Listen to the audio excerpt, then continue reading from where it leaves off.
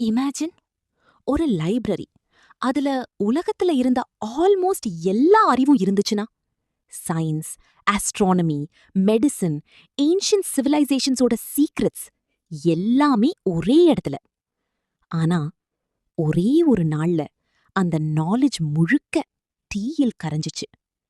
இன்னைக்கு கூட ஹிஸ்டாரியன் சொல்றாங்க, அந்த லைப்ரரி சர்வைவ் ஆகியிருந்தா மனித சமூகம் இன்னும் பல நூற்றாண்டுகள் முன்னாடியே இருந்திருக்கும். So, who destroyed the greatest library in human history? Welcome to the mystery of the lost library of Alexandria. கிமு 300 காலகட்டம். ஈஜிப்ட்ல இருந்த அலெக்சாண்ட்ரியா அந்த காலத்துல உலகத்திலேயே பிக்கஸ்ட் நாலேஜ் சென்டர். இந்த லைப்ரரிய உருவாக்கியது டாலமி தி ஃபர்ஸ்ட்.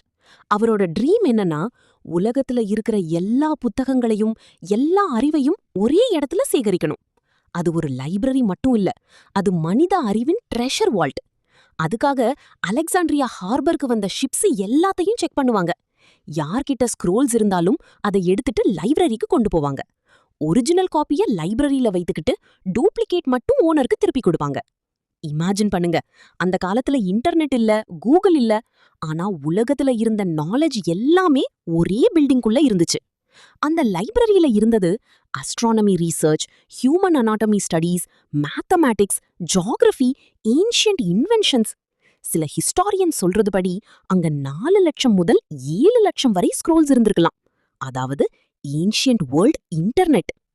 அந்த லைப்ரரியில இருந்த சயின்டிஸ்ட் அந்த காலத்துக்கு இம்பாசிபிள் மாதிரி இருந்த டிஸ்கவரிஸ் பண்ணியிருக்காங்க.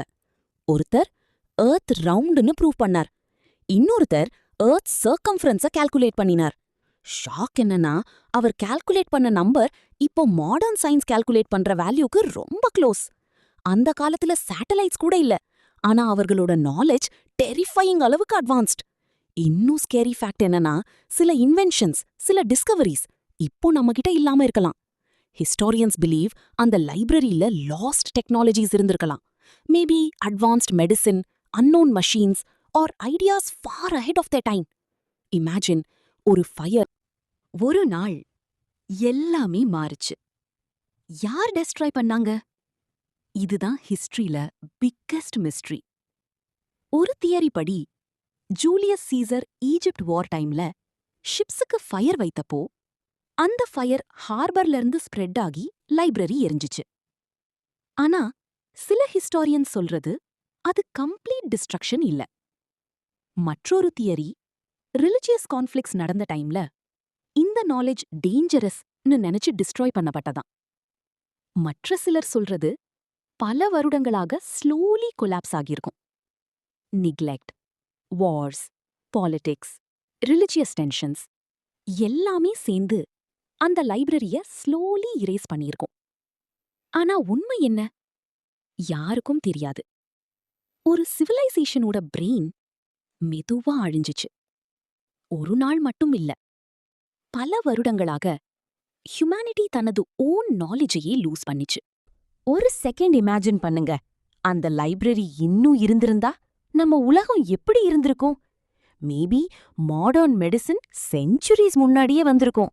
ஸ்பேஸ் டிஸ்கவரிஸ் ஏர்லியரா நடந்திருக்கும். லாஸ்ட் சிவிலைசேஷன் சீக்ரெட்ஸ் தெரிஞ்சிருக்கும். ஹியூமன் ஹிஸ்டரி கம்ப்ளீட்லி டிஃப்ரெண்ட் ஆயிருக்கும். பல ரீசர்ச்சர்ஸ் சொல்றாங்க, humanity's greatest loss was not gold, it was lost knowledge. அதாவது ஒரு பில்டிங் மட்டும் டிஸ்ட்ராய் ஆகல, மனிதர்களின் கலெக்டிவ் மெமரியே அழிஞ்சது. நம்ம ஃபியூச்சரை மாற்றி இருக்கக்கூடிய ஐடியாஸ் ஒரு ஃபயர்ல டிஸப்பியர் ஆயிடுச்சு. And maybe we will never know what humanity truly lost.